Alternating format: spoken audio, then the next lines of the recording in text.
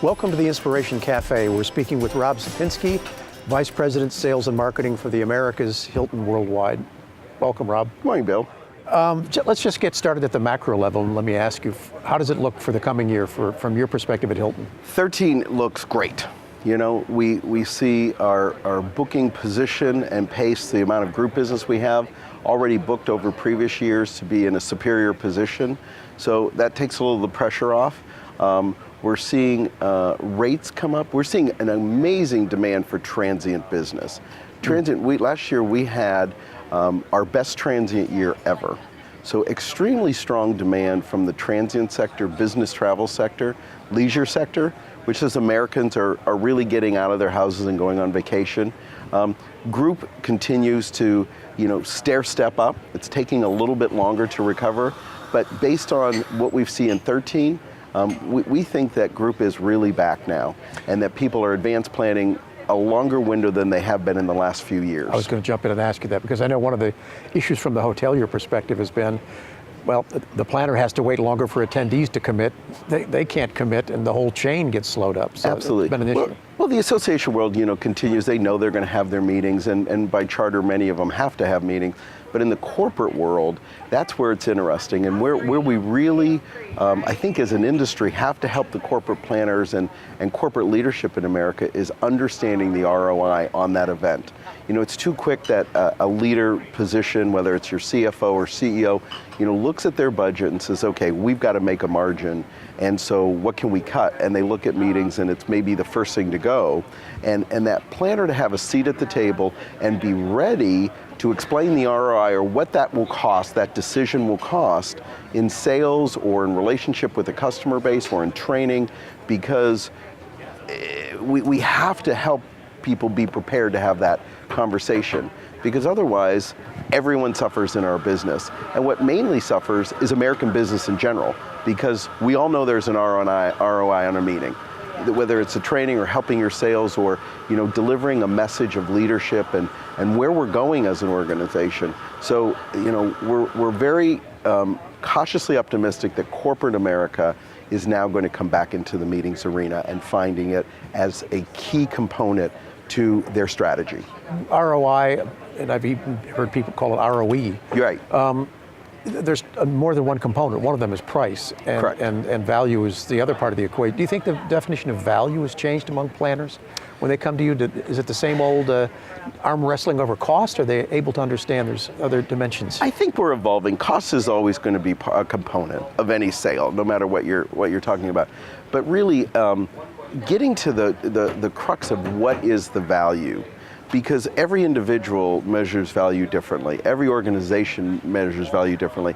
And I think this is where the ROI or ROE is so elusive, because it's really understanding what does that organization value and how will they measure that against the investment made. And so we're spending quite a bit of resources training our teams on how to help identify what is the value, what is the one characteristic that is going to make a difference between what has become somewhat of a commoditized world, whether you're selling AV or you're selling hotel rooms or you're selling food and beverage. The unfortunate part is we tend to be lumped together as a commodity. And that that can be true, but if that is true, then the ability for our salespeople to add value to the process will really stand out as we have that engagement and that negotiating and that sales process with our customers. And it's interesting, because we'd heard that from even AV providers saying we'd like planners to be thinking more strategically, which means thinking earlier in the process than before the RFP gets let. Because once the RFP's out, that already started to define certain things about the meeting. So from your perspective as well, think in different terms, strategic terms, not just logistics. Well, and being well prepared. I think that what's happened in the last few years is the meeting professional has been identified in organizations where a key leadership position didn't even know they had such a person in their organization. And then you get to keep your seat at the table if you add value to the conversation. And I think that there are many people who did add that value, who really gave insight that was maybe surprising to leadership about what the impact of a meeting would do, and how they've looked at the return, or how they've seen the organization evolve because of the messaging and the strategy being transparently shared with it, with the group. And I think that has shocked some of the senior leadership of organizations to go, wow, you were paying attention. You're not just about the linens and how we move the buses. You're really about how we move our business or our objectives forward. So I'm very proud to be in this business, because I think we have evolved in the last 20 years from where we used to be, where we beat ourselves up over price. And I think that conversation has evolved, and more customers are willing to share business objectives, and they're willing to still have a long way to go. And there's still some people highly suspect when, we as vendors or partners, wherever you want to call us, ask that question.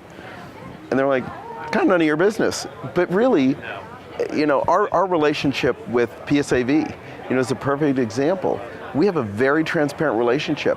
They produce our revenue meeting last week. They produce our meetings, our national sales meeting. They understand where we want to go.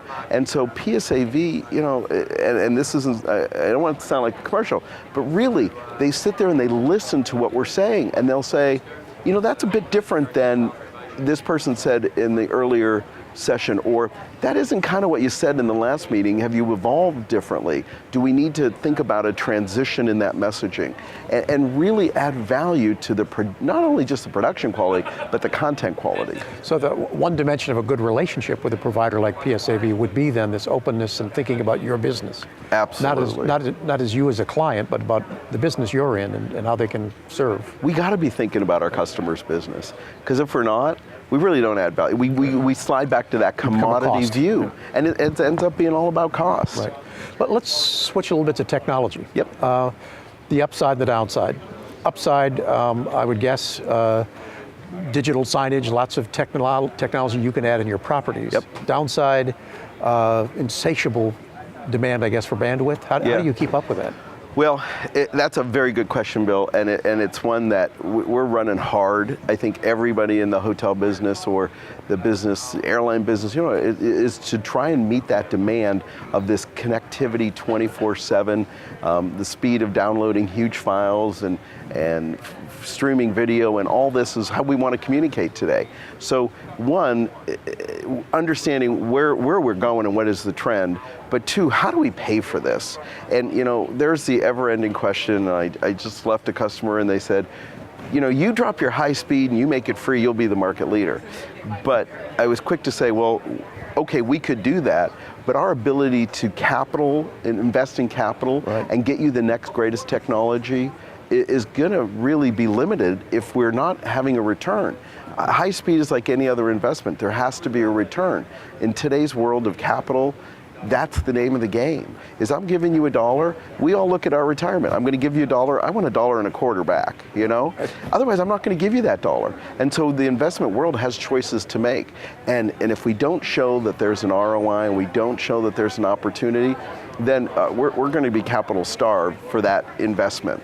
We want to keep up, and I think that the hotel industry is doing a good job keeping up, and PSAV is, good partner in the AV world to inform us, hey, here's where the trend's going.